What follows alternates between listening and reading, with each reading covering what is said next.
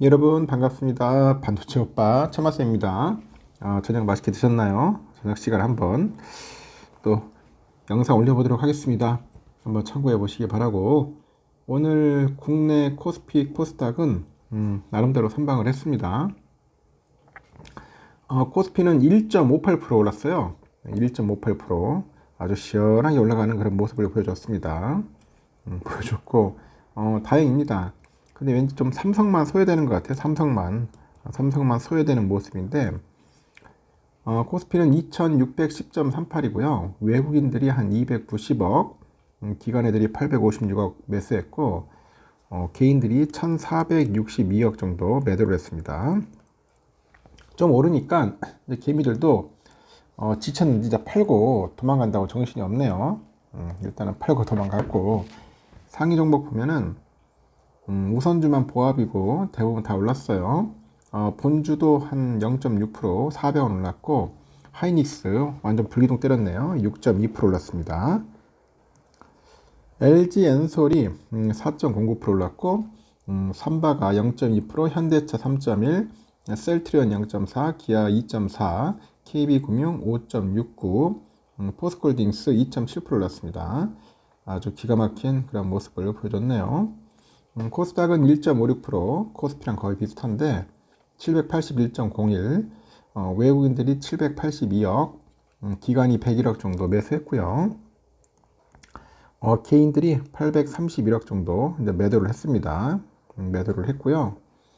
알테오젠이 0.98%, 에코프로비엠 5.07, 에코프로가 2.46, 엔캠이 3.3%, 그리고 리가캠바이오 0.56, 클래시스 7.96% 올랐습니다. 휴젤이 0.58, 리노공업이 0.15% 올랐고요. HLB 0.9%, 삼천당 제약이 2.4% 빠졌습니다. HLB, 삼천당 제약 이 두 개만 빠졌네요. 상위 종목에서. 그래서 코스피, 코스닥은 좋은 흐름 보여줬습니다. 그리고 해외로 잠시 한번 볼까요? 홍콩 항생은 1.6%, 홍콩 H는 2.14%, 홍콩 H 선물도 1.83% 올랐고요. 일본 니케이도 1.8% 올라가지고 39,332.74입니다. 조만간 이제 뭐 4만대 거의 다 가려고 하는 것 같아요. 근데 니케이 선물은 좀 빠지는 듯한, 니케이 선물은 아주 빠지는 게 아니라 장이 이상하네요. 좀 보니까 1.08% 빠지는 것 같은데, 현재 그리고 대만도 보니까 1.79% 올랐습니다. 대만도 22,702.56 그렇게 가리켰네요. 아시아권 뭐 전반적으로 다 괜찮았습니다. 괜찮았는데 지금 보니까 미국 그 선물 지수가 거의 이제 폭락을 하는 듯한 그런 모습을 또 보이고 있네요. 예사롭지가 않습니다. 예사롭지가 않고,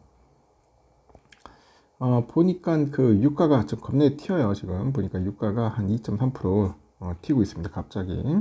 그러다 보니까 유가가 오르다 보니까 선물이 상당히 좀 빠지는 듯한 그런 모습을 보이고 있다. 그렇게 보시면 될 것 같습니다.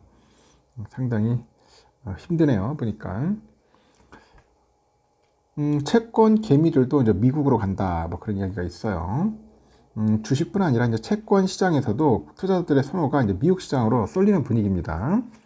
정부가 그 국민 노후 대비 자산 형성을 돕기 위해서 지난 6월 내놓은 이 저축성 상품이죠. 개인 투자용 국채의 인기도 이제 시들어진 것 같아요.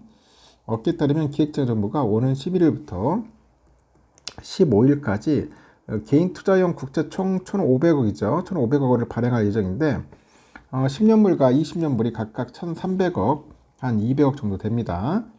지난 6월 첫 청약에서 2천억 정도를 발행했던 것과 비교를 해보니까 25% 정도 줄어든 수치입니다.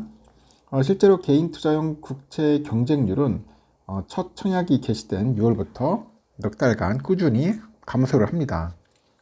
가장 최근 진행된 지난 9월 개인 투자용 국채 경쟁률이 10년물이 이제 1,300억 모집에 387억 원이 청약에 참여해서 경쟁률이 0.29대 1이에요. 미달에 미달. 지난 6월에 10년물 모집에 몰린 청약 금액이 3,493억 원이었던 것을 감안하니까 청약 금액이 10분의 1 수준입니다. 쪼그라들었죠? 20년물은 200억 모집에 청약 금액은 67억 0.33딜입니다. 10년물 청약 경쟁률은 6월은 3.49대 1에서 7월 1.94대 1, 8월 1.17대 1 계속 감소를 해요. 이렇게 개인 투자자들이 이제 장외에서 사들이는 국채 규모도 이제 급감을 하는 거죠. 이렇게 금투협회에서 집계한 지난주 개인 채권 순매수액은 4,642억입니다. 그래서 직전주 9,787억 원 대비 한 50% 정도 넘게 감소를 한 거죠.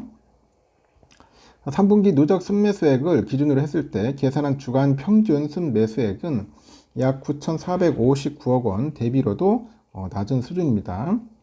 초단기 채권형 상품이죠. 머니마켓 펀드 MMF라고 합니다. 그 MMF에서도 자금이 좀 빠져나가는 분위기예요. 지난 7월에서 8월까지만 해도 한 200조 원을 웃돌았던 그 MMF 설정 원본은 지난 3일 기준 179조 원까지 빠진 상태입니다. 반면에 미국 국채 투자는 더 활발해졌어요. 최근에 한 달간 국내 증시에서 미국 장기채를 담은 ETF 종목 중에 거래대금이 가장 컸던 에이스 미국 30년 국채 액티브인데 이거의 경우 순자산 총액이 하반기 들어서 1조 한 2,700억 원에서 1조 6,200억 원으로 한 27%나 증가를 했다고 합니다. 이외에도 코덱스 미국 30년 국제 타겟 커버드 콜인데 이것도 보니까 1,250억에서 4,000억 정도 224% 증가했네요. 그리고 타이거 미국 30년 국제 커버드 콜 액티브 H도 5,000억에서 한 9,100억 정도 80.9%. 하여튼 미국적으로 다 몰립니다. 미국적으로.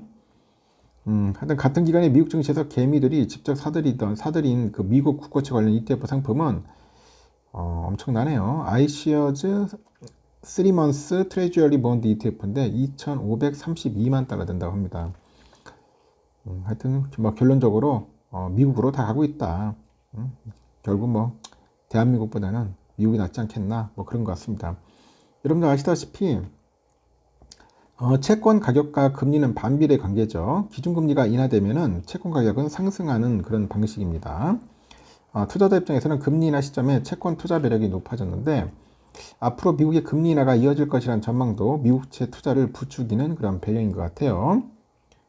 시카고 상품거래소 보니까 패드워치 툴에 보면 금리 선물 시장은 미국 연방준비제도가 오는 11월 FOMC에서 기준금리를 25bp 인하할 가능성을 93.1로 보는 것 같습니다. 거의 제가 봐도 한 25bp 정도 내릴 것 같습니다. 삼성전자는 오늘 61,000원으로 마무리됐어요. 장중에 아주 쇼킹했죠. 쭉 빠졌어요. 쭉 빠져가지고 59,500원까지 가더라고요. 야, 그냥 쉽게 깨더라고요. 6만전자를. 이때다 싶어가지고 5만전자를 아주 집중적으로 개미들이 매수를 합니다. 하다 보니까 나중에 또 오후 들어서 또 슈팅을 합니다. 그러면서 결국은 61,900원까지 갔다가 좀 빠져서 결국 61,000원으로 마무리됐습니다. 역시나 외인들이 많이 팔았어요. 897만 주 정도 대략 매도를 했고요. 기관은 124만 주, 개인들은 762만 주를 매수를 했어요. 아직까지 외인들의 매도세가 상당히 강합니다. 근데 강하고 있고, JP 모건 애들이 409만 주, 모건 애들이 351만, 골드만 한 60만 주 정도 대략 매도했네요. 메릴린치 5만 정도 매도했고, JP 애들이 또 74만 정도 매수를 했습니다. 하여튼 매도세가 상당히 강했다는 거.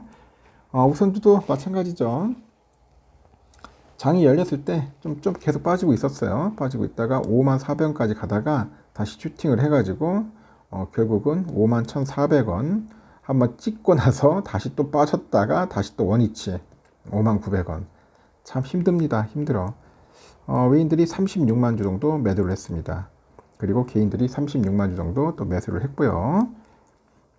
UBS가 66만 주, 모건 애들 23만, JP 14만, CLE 8만 7천, 메릴린치 3만 8천 매도했고, JP 22만, UBS 3만 주 매수했습니다. 이렇게 해서 오늘은 끝났다. 이렇게 보시면 될 것 같습니다. 하여튼 삼성전자가 좀 빌빌거리니까 좀 아쉬웠어요. 삼성만 올랐으면 오늘 코스피 거의 한 3%까지 올랐을 텐데 너무나 아쉽네요. 일단 여기까지 하겠습니다, 여러분. 저녁 맛있게 드십시오. 마지막 방송 때 봬요.